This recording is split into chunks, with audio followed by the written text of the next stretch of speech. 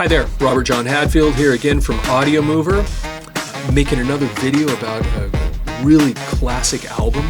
And a lot of the videos we've made over the years have been about the things that we do in the Audiomover studio, which is we digitize audio and videotapes.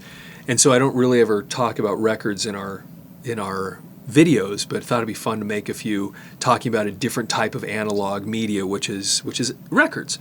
And this one's a fun one to talk about because this was the kind of the comeback of the classic Deep Purple lineup. And it was actually a pretty good album. They had two songs that ended up becoming hits off of this album. One of them was the song, the title track, Perfect Strangers. And it was so cool. When you first heard this album and you heard that song, it starts out with John Lord, who's the keyboardist, organ player.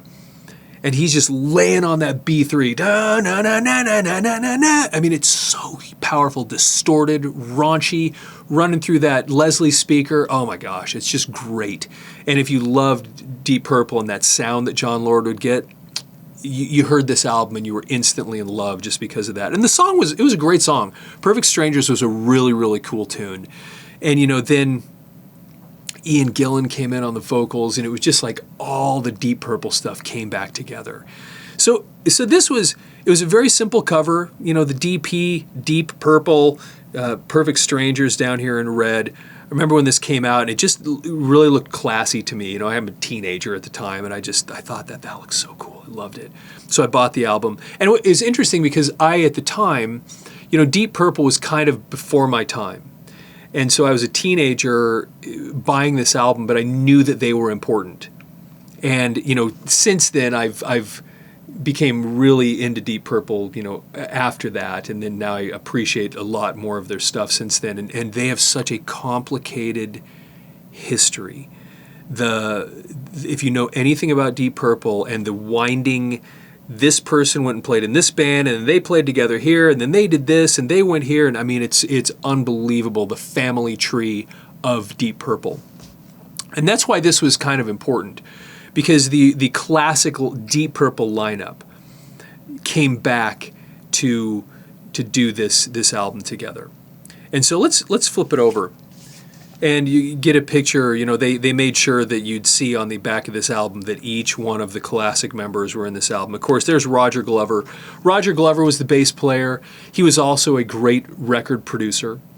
And he, once he left Deep Purple, he went off and played with a few other people. I think he even went and played in Whitesnake for a while. He helped produce some Whitesnake albums. And anyway, he worked with a lot of different groups as a producer. Ritchie Blackmore, of course, he was kind of the brains behind the band originally, and he was the guitar player. And he went off once he left Deep Purple, and he started a band called Rainbow. And I've talked about Rainbow before in other videos because that's where Ronnie James Dio really got his start. That's when he became known. Generally was when he joined Rainbow. So Ritchie Blackmore went and started the band Rainbow and had a lot of hits, and they ended up being extremely, extremely popular.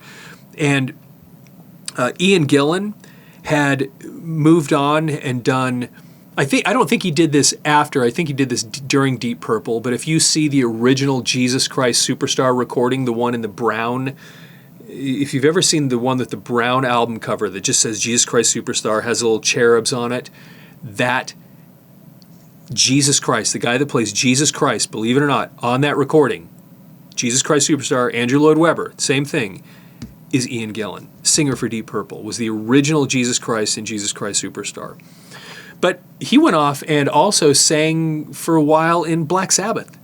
He was on the album Born Again, which had a couple of cool tunes. I didn't like it all that much, but anyway, so he was off doing his own stuff. John Lord was I think he was a classically trained musician, but he was that organ player, and so he played the B3 in Deep Purple. And had that amazing sound and thing. Anyway, he was such an important part of the Deep Purple sound. But I think he even went off and played in Whitesnake for a while, as did Ian Pace or Pacey. I'm not sure how you say his last name. So John Lord is the organist, keyboard player. Ian Pace is the drummer, and this was kind of the classic lineup. This was bam bam bam bam bam bam, Smoke on the Water. These are the guys that did that, and so to have them come back together and put an album, that's why this was such a significant thing when these guys got back together, and then. They had really what was 2 songs that got a lot of airplay, and they're actually the only ones that I even remember from this. I don't know that I actually liked the rest of the album very much, but Knockin' on Your Back Door was a pretty big hit. I mean, it got a lot of airplay, and Sweet Nancy was a fancy to get into a pantry, had to keep the aristocracy. Really cool tune. You might not even remember it, but I would look it up if I were you right now and listen to it on YouTube because it's a great song, Knockin' on Your Back Door. I don't know any of the rest of these songs. Perfect Strangers also, if you're not familiar with that song, do yourself a favor, go look it up right now and listen to that that B3 organ at the beginning of it. It's so incredible. But once again, all these guys they went off in their own direction. I mean, once again, Ritchie Blackmore is off in Rainbow, and then Joe Turner sings for Rainbow at one point, and Joe Turner, I think, came and did a little stint helped with Deep Purple at one point. Then later, and then Dio sang for Rainbow, and then he went on to sing for Black Sabbath, and Ian Gillan sang for Black Sabbath. I mean, it was just this. These guys were just kind of all over the place with each other, and every one of these guys ended up becoming really, really important to just the history of rock music in general because of this. And so that's what made this kind of a really important thing, having these guys get back together and put this album together. Now, they're no longer, the lineup is not the same anymore. I think Gillan still sings, and Roger Glover might still be the bass player. John Lord died, I don't know, maybe it wasn't that long ago, but he's not with us anymore. I think Ian Pace might still be playing with Deep Purple, I'm not sure. But a guy named Steve Morse is now the guitar player for Deep Purple. I think he's been in Deep Purple longer than Ritchie Blackmore was. Steve Morse was a really famous guitar player for a band called the Dixie Dregs, which later was called the Dregs. And that's how he became really well known. He's just a really amazing guitar player, and he's the one that plays with Deep Purple now. If they're still touring, I actually haven't heard lately what's happening with them, but that's a story. So let's take a look on the inside and see what was in here. Okay, yeah, I remember this now. I haven't looked at this in so long. You have a lot of, once again, these are just pictures of the guys. I remember looking at this when I first got this, and you could just see that these are just British dudes hanging out, doing British things. I mean, like playing soccer. And the pictures of what looks like the countryside and things like this, it just was really cool to see just these guys and just living life. And so you go through here. Perfect Strangers was written by Ritchie Blackmore, Roger Glover, and Ian Gillan. And so, like I said, I really don't know about the rest of these albums. It looks like it was produced by Roger Glover and Deep Purple. So Roger Glover, once again, who'd been a very important producer with a lot of other groups, helped produce this comeback album. Same thing here with these pictures. Knocking Your Back Door, Blackmore, Glover, and Gillan. So once again, those were the 2 big songs, and this was the inside of the album. Let's look at oh man, and look at Ian Gillan, his hair. Man, that guy had hair. He had a lot of hair. And if you ever see him, you look at that old concert footage, Ian Gillan was not a guy that jumped around stage and did crazy things. He just stood there holding the microphone with his hair all over the place. And that was kind of his thing. It was pretty cool. So, and for a lot of heavy metal singers, this guy Ian Gillan was their idol. I think I was reading Bruce Dickinson's book.